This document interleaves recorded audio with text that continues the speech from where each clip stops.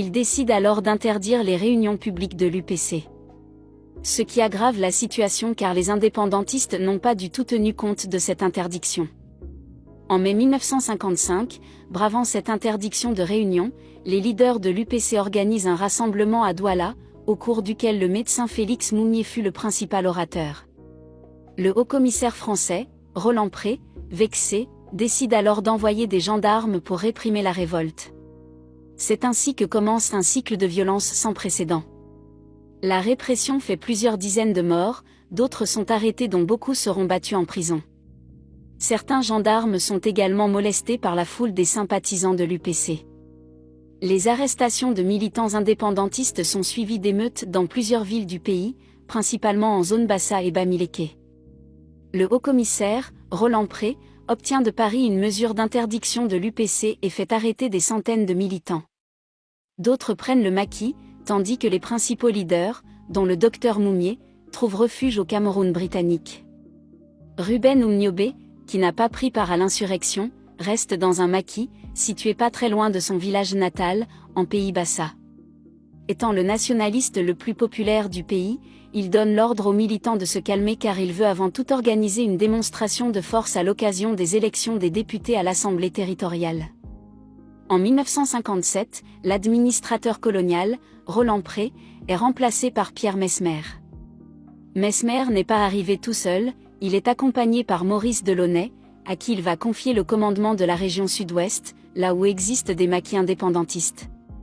Disposant d'une vingtaine de pelotons de gendarmerie et d'un bataillon d'infanterie de marine, ce dernier est bien décidé à persécuter les membres de l'UPC, avec le soutien total de Pierre Messmer. À la fin de l'année 1956, juste avant le scrutin, les indépendantistes créent le CNO, Comité national d'organisation, chargé de préparer la lutte populaire. Une armée est donc constituée avec un armement très sommaire, quelques fusils et pistolets dérobés, mais essentiellement des machettes, des gourdins, des arcs et des flèches. La lutte commence par des sabotages des ponts, des lignes téléphoniques et d'autres infrastructures. Au jour fixé pour les élections, des habitants répondant au mot d'ordre de l'UPC décident de boycotter les votes. Des soldats se lancent dans une violente répression, des militants indépendantistes sont abattus et des cases sont incendiées dans plusieurs villages. Face à cette violence, les indépendantistes regagnent leur maquis et une fois à l'abri de la forêt, ils sont très difficilement repérables. Après avoir voté le statut d'État autonome sous tutelle, l'Assemblée élue investit un vice-président, Amadou Ahidjo, et un premier ministre, André-Marie Mbida. Ce dernier était un nationaliste modéré et surtout très anti-UPC. Amadou Ahidjo a plus tard remplacé Mbida et est devenu président du Cameroun par la suite. Après la répression menée en Pays Bassa, Pierre Messmer tente une ouverture en direction de l'UPC et de Niobé par l'intermédiaire de l'évêque Mongo de Douala. Ce dernier se rend dans la forêt pour la rencontre du chef indépendantiste. Niobé explique à l'évêque qu'il veut être reconnu comme l'interlocuteur privilégié du haut-commissaire et réclame le poste de Premier ministre dans la perspective de la formation d'un gouvernement d'union nationale. Mais, ces exigences ne sont pas acceptées par l'administrateur colonial Pierre Messmer. Entre-temps, le haut-commissaire s'est adjoint les services d'un spécialiste de la guerre anti-révolutionnaire, Daniel Doustin, qui sera plus tard directeur de la DST, le contre-espionnage français. Cet homme est envoyé au Sud Cameroun pour en finir avec les maquis UPC, quitte à recourir à des méthodes brutales. Sachant que les dirigeants de l'UPC ont trouvé refuge au Cameroun britannique, ce spécialiste de la guerre décide d'organiser une opération commando pour les déloger et si possible se débarrasser définitivement d'eux. En juin 1957, un commando franchit la frontière et détruit le siège de l'UPC. Mais le principal chef indépendantiste Félix Moumié est absent et échappe ainsi à la mort. Toutefois, cette action ne met pas fin aux activités du parti indépendantiste. En décembre 1957, l'administration coloniale française lance une opération militaire, appelée pudiquement « Zone de pacification du Cameroun ». Elle doit se dérouler en 2 étapes. La première consiste à obliger les populations à se regrouper dans des villages situés le long des grandes voies de communication afin de mieux les surveiller et les éloigner des maquis. Ensuite, après avoir procédé au regroupement des populations, il fallait détruire les maquis de l'UPC par la force, avec l'élimination physique de Ruben Oumniobé comme priorité. Entre-temps, en France, avec le retour du général de Gaulle aux affaires, le dossier camerounais est confié à Jacques Foccart. Cet homme s'intéresse depuis longtemps au continent africain et y a tissé de véritables réseaux. Il connaît en particulier tout le personnel politique africain et entretient des liens personnels avec la plupart des dirigeants ou futurs dirigeants. Il a en tout cas de bons rapports avec le nouvel homme fort du Cameroun, le Premier ministre Ahidjo qui a remplacé Mbida à l'initiative du haut-commissaire Pierre Messmer. Amadou Ahidjo ne s'opposera évidemment pas à l'opération militaire menée par la France et les soldats du Cameroun. Mniobé, qui refuse toujours d'être armé, n'ignore pas qu'il est menacé. En outre, il est malade du paludisme. Or la pression militaire est telle qu'il ne reçoit plus de médicaments.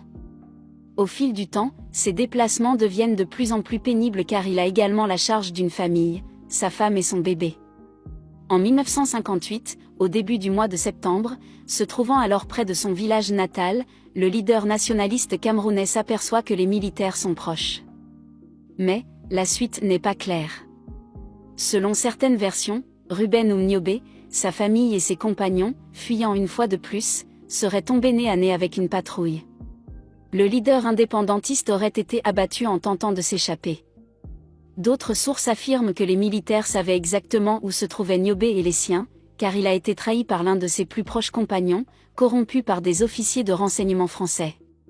Ce dernier était absent au moment où Mniobé a été assassiné. Son corps est exposé quelque temps plus tard dans le village le plus proche. Après la mort du leader charismatique Ruben Mniobé, l'administration coloniale française poursuit également les autres indépendantistes en exil, Félix Roland Mounier et d'autres militants qui refusent de soutenir un gouvernement camerounais complètement aux mains des Français.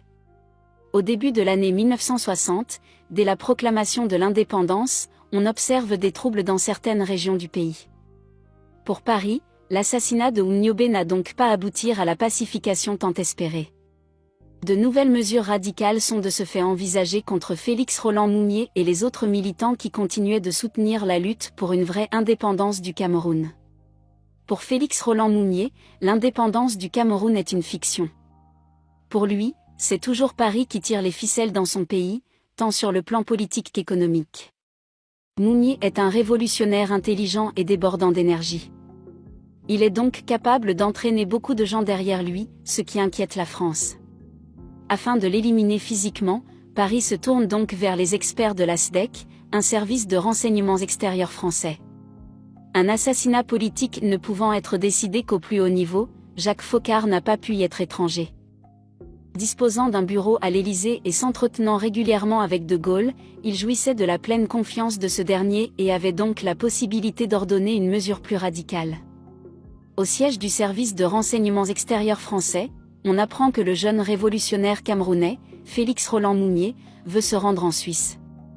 Les agents de service secrets français décident de l'éliminer par empoisonnement différé. C'est-à-dire que Mounier sera empoisonné en Suisse mais ira mourir ailleurs.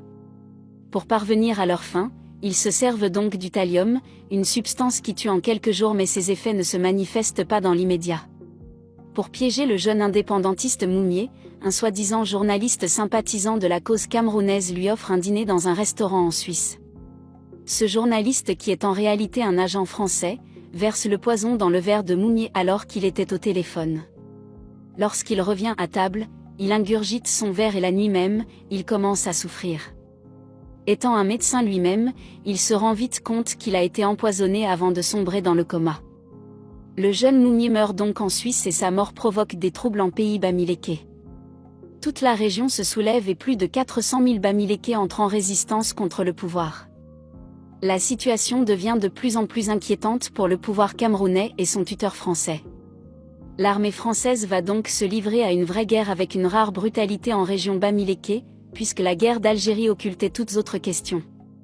Des villages sont incendiés ou rasés, des personnes torturées à l'eau et exécutées, d'autres, attachées tête à l'envers et balancées, des cadavres exposés sur la place publique pour terroriser ceux qui résistent encore. Le bilan est effrayant. Certains observateurs estiment qu'il y a eu plus de 120 000 Bamilékais massacrés. Ce massacre restera pourtant ignoré pendant plusieurs années. Enfin, en 1971, Ernest Ouandié, l'un des pères fondateurs de l'UPC, est publiquement exécuté à Bafoussam.